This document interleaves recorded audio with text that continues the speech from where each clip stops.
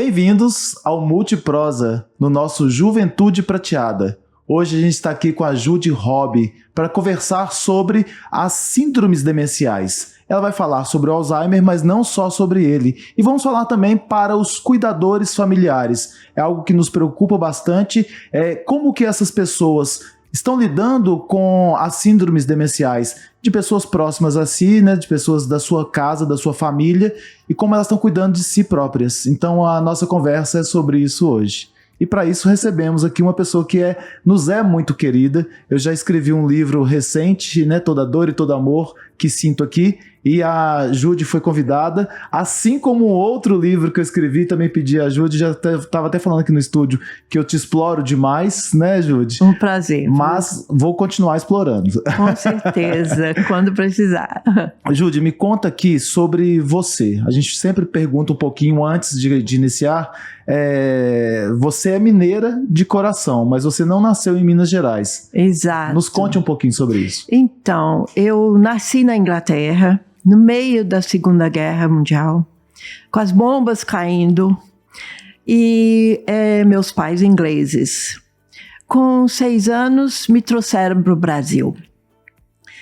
Meu pai veio trabalhar aqui, então vim para o Brasil pela primeira vez. E aqui eu fiquei até 12 anos. Fui alfabetizada na escola inglesa e escola brasileira também, em Nova Lima, paralelamente. Uhum. E depois eu fui para o internato na Inglaterra. Mais tarde eu casei, né, com um alemão e voltei e aqui fiquei. Isso tem quanto tempo? Então, essa última volta?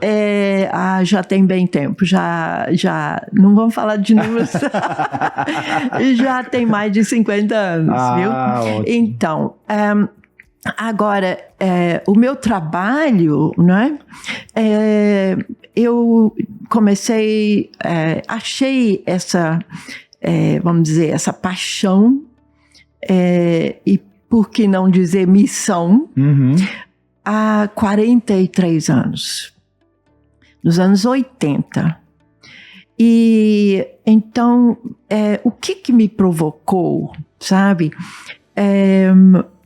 O caso de um amigo nosso na Alemanha, meu marido era alemão, e esse senhor estava com uma doença estranha que eu não conhecia então.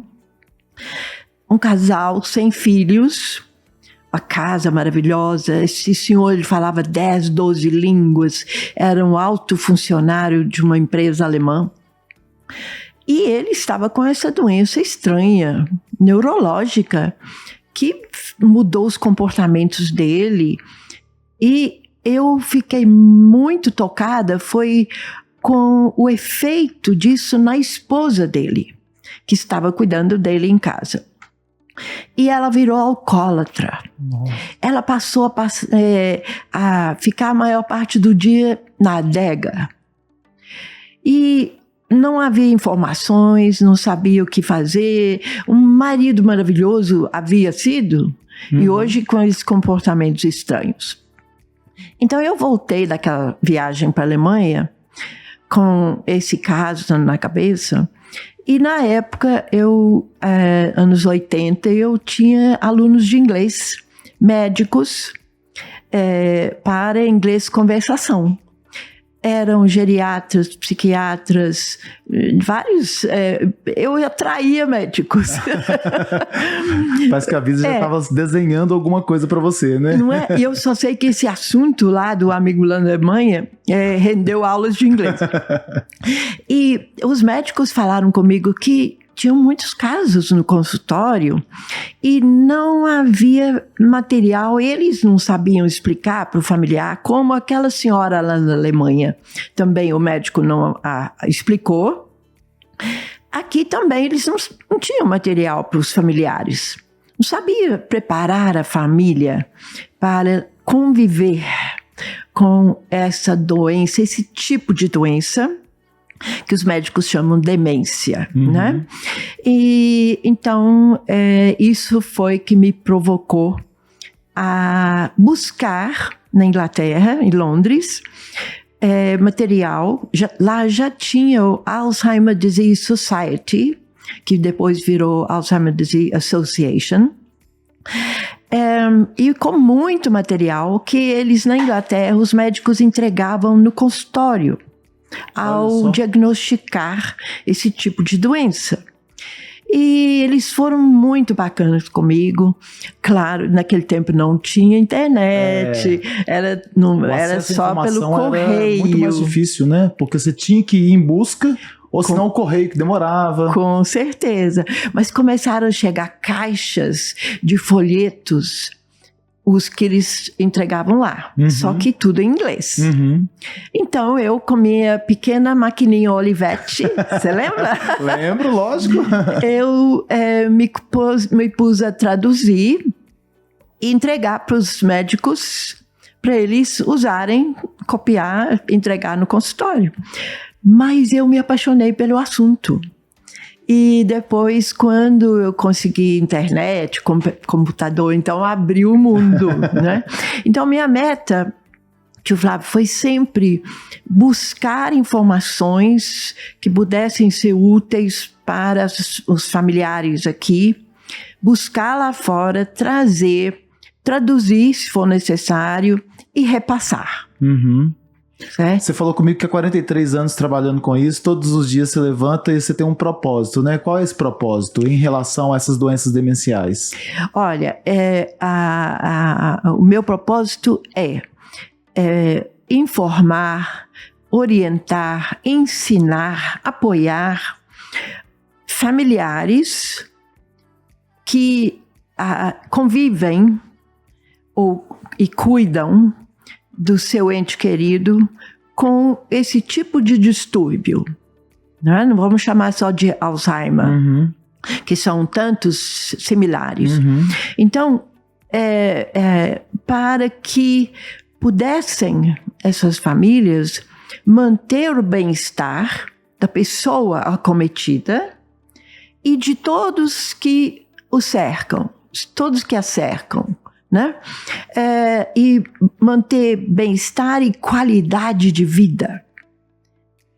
Tem pessoas que me perguntam, mas tem qualidade de vida com uma doença dessa? Porque no imaginário a gente já pensa assim, poxa, a pessoa perdeu a memória, já não consegue mais identificar ninguém, então não tem como viver com uma qualidade de vida. Só que é uma longa caminhada com essa doença, vários anos, né? Pode levar de 10 ou mais anos. E a pessoa sempre tem algumas habilidades retidas. Não perde tudo de uma vez. Depende de onde é afetado o cérebro, que nem afeta a memória, para começar. Nem todos esses síndromes afetam a memória em primeiro lugar. Às vezes muda o comportamento. São mudanças de comportamento que a família nota. Mas a memória ainda pode estar preservada. Pode. Então, há sempre habilidades retidas. E a gente, nas reuniões, no grupo de apoio, nós ensinamos, busquem habilidades retidas, exploram isso. Em vez de só pensar o que a pessoa perdeu, o que não consegue fazer mais, o que ainda consegue fazer? Né? E é importante dizer que, como eu disse, existem dezenas de causas desse distúrbio ou dessa deficiência cognitiva, ou que os médicos chamam de demência. E então nem sempre é possível determinar exatamente qual é a causa. A doença de Alzheimer é, sem dúvida, a principal causa, mas existem mais de 130 outros. E ultimamente, só para complicar um pouquinho, foi publicado já estudo que comprovam que existem 5 tipos de doença de Alzheimer. Ou seja, o Alzheimer em si já se dividiu doença ainda. de Alzheimer. A gente não pode chamar simplesmente de Alzheimer. Doença de Alzheimer é igual tem doença de Parkinson, doença disso, doença daquilo. Por isso que está muito difícil encontrar algum medicamento que sirva, que seja eficaz. Enquanto não há medicamento, há muito o que fazer. Pois é, há muito o que fazer. Quando a pessoa, por exemplo, já tem lá o seu diagnóstico, né, é diagnosticada. A gente teve recentemente uma pessoa famosa que foi para fora do país para tentar uma morte assistida, porque ela descobriu o Alzheimer. A gente não vai entrar nesse assunto, né? Ela descobriu a doença de Alzheimer, ou uma demência. Mas eu queria que a gente falasse sobre essa descoberta, como isso impacta quem tem e impacta a família também. Exatamente. Realmente é um impacto, pode ser ou não, dependendo da situação. Quando a doença é diagnosticada precocemente, não é? A pessoa ainda bem lúcida, então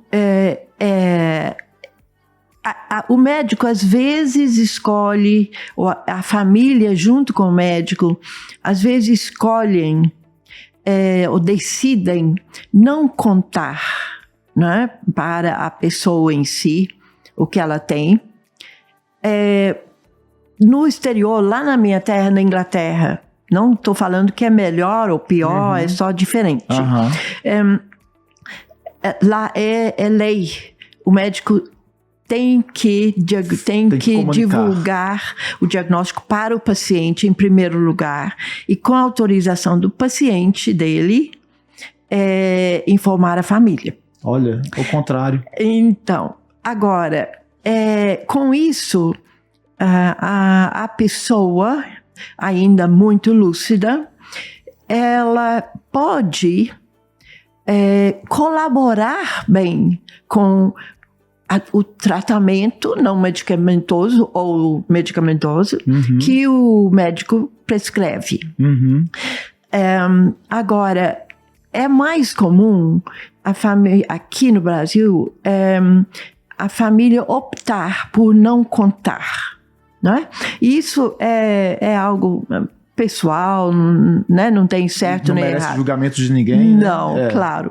Mas o impacto na família que recebe esse diagnóstico é muito grande. Mesmo eles tendo observado, às vezes, há anos, mudanças na mãe ou no pai, né? Mudança de comportamento, mudanças estranhas. Mas, geralmente, eles acreditam que isso seja é normal do envelhecimento, é assim mesmo, né? Então, agora, as famílias também deixam por mais tarde, para quando realmente a situação ficar clara, as perdas são maiores, e não tem como negar que tem algo bem errado. E o que atrapalha, vamos dizer, o seguinte, a busca pelo diagnóstico cedo é o estigma. É como se a pessoa passa a carregar um rótulo aqui com o nome da doença, né? Eu tenho, assim. Nós precisamos tirar esse estigma. Isso atrapalha demais. Atrapalha. Todos os estigmas atrapalham muito. E eu penso, assim, como eu me coloco no lugar também. As pessoas vão começar a me tratar diferente, né? Pobre coitada, ela tá com aquela doença, né? É igual a gente fala, muita gente ainda fala aqui no Brasil sobre o câncer, né? Exato. Nem cita a doença. Era chamado assim, o C, tá com C, né? Mas isso já mudou bastante na questão do câncer. Então nós precisamos fazer isso também com deficiência cognitiva, causada pela doença de Alzheimer, a demência vascular, frontotemporal, com corpos de Levy, e até outros, por exemplo, AVC pode causar os sintomas similares à doença de Alzheimer. Traumatismo craniano, um acidente bateu a cabeça, né? Pode causar sintomas similares aos de doença de Alzheimer. O importante é ter esse diagnóstico, né? E aí, quando a gente fala da família, eu lembro quando você estava escrevendo o capítulo para o livro que eu publiquei, você mandou para mim o texto, né? Era uma carta, você mandou: prezada filha. E aí a gente, porque geralmente o cuidador familiar é um filho que toma conta e um filho do sexo feminino, né? A filha que toma conta. Sim. Geralmente, no caso. E esse tomar conta também, esse cuidar, vocês falam muito do cuidado com quem cuida. Porque não mexe apenas com a mente, né, com as emoções, mexe com o físico, né, de quem está cuidando de alguém com Alzheimer. Com certeza, com certeza. E, sabe, o cuidar, nós gostamos de pensar no sentido de zelar pelo bem-estar da pessoa. Significa cuidar. E então, realmente é exaustivo essa tarefa.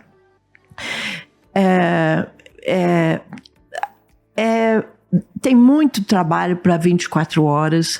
Agora, é preciso, primeiramente, o familiar compreender a doença e por que a pessoa está agindo dessa forma ou outra.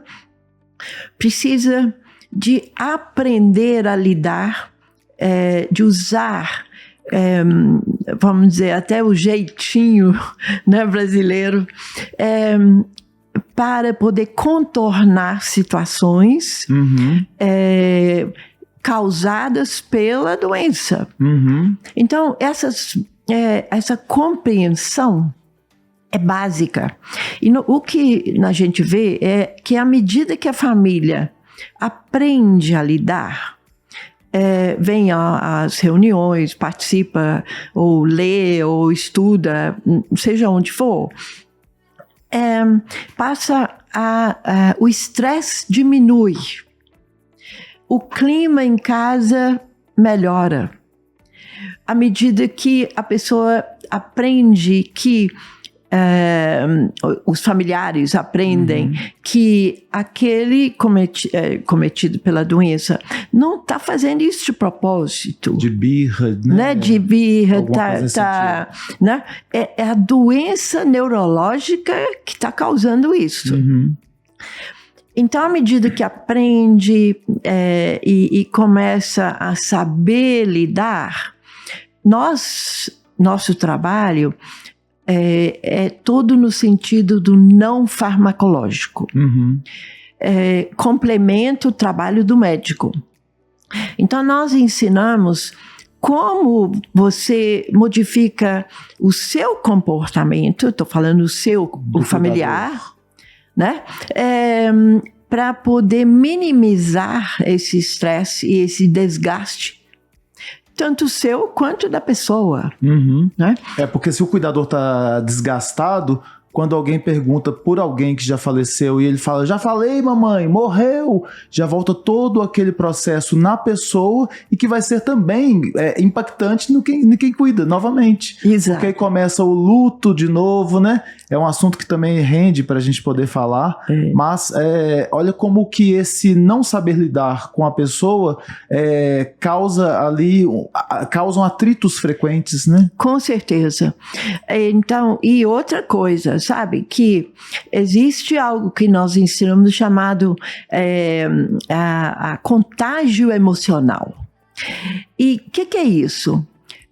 A pessoa com esse tipo de distúrbio comportamental, neurológico, progressivo, ele capta as emoções negativas ou positivas de quem está ali cuidando. E ele reage de acordo.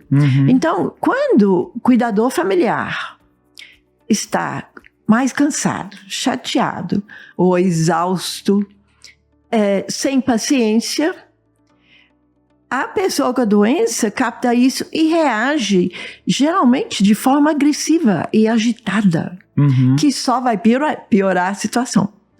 Olha, eu queria conversar muito sobre isso, muito mais sobre isso, mas eu queria também falar sobre um assunto que é extremamente importante.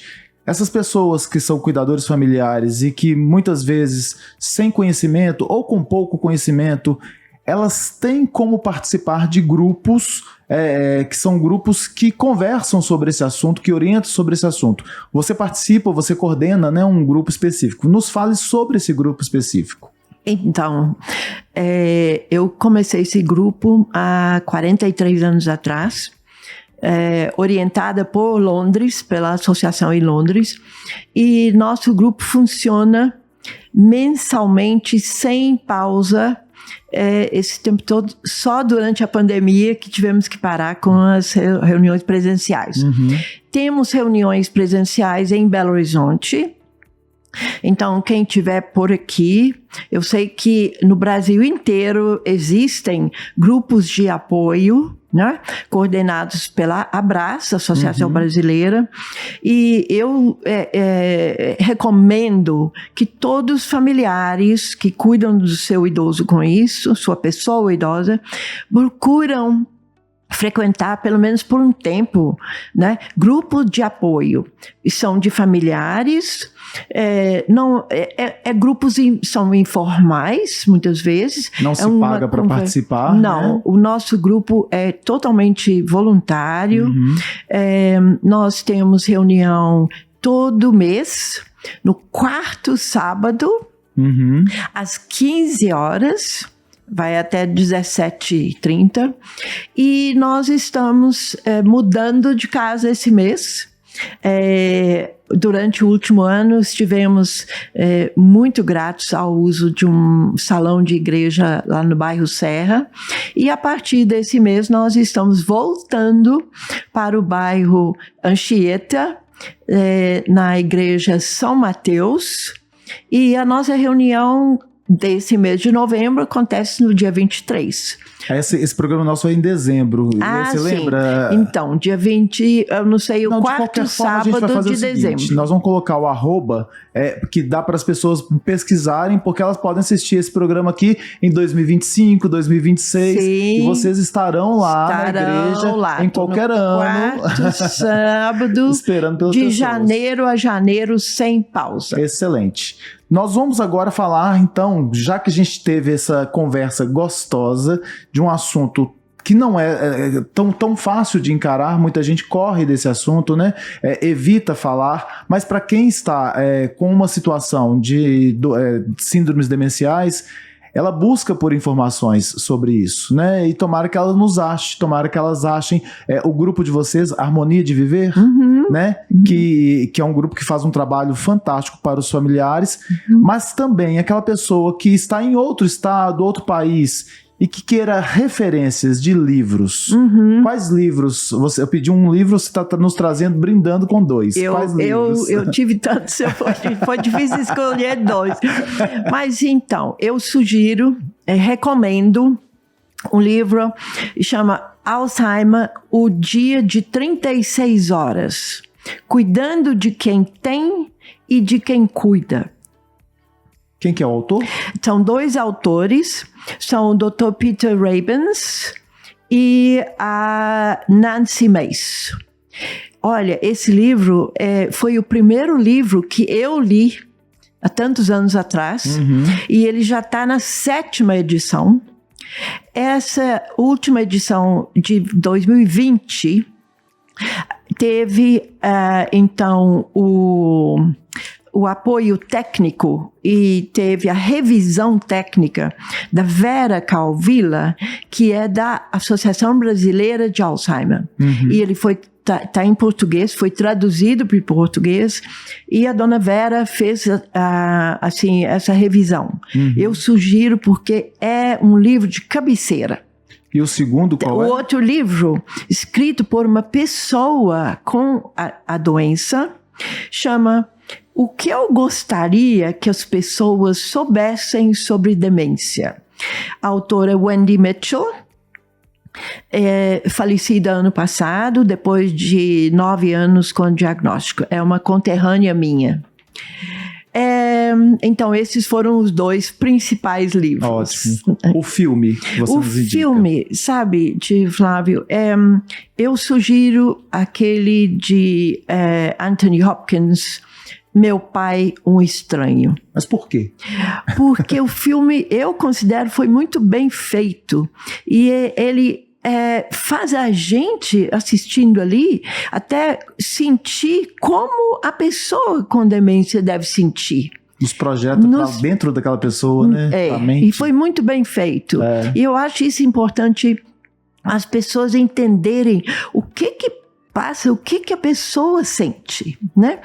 E tem um outro, Para Sempre Alice, já bem conhecido, o livro e o filme, só que esse foi feito sobre assim, uma pessoa mais jovem, uma professora, que desenvolveu o que é chamado de demência precoce. Então, se alguém assistindo aqui tiver um familiar mais novo, assim, né? Esse filme é interessante. E tem um outro que chama Iris. É um filme antigo, também muito interessante. Eu não sei se ele eu acho que no Netflix, tá? Tá ótimo. E aí a gente encerra com a citação. Qual citação que você trouxe? Pois eu vou pegar minha cola. Pode pegar a cola a qualquer momento.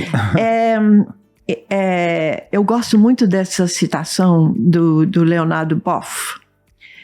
Ele diz o seguinte: o oposto de descuido e ao descaso é o cuidado.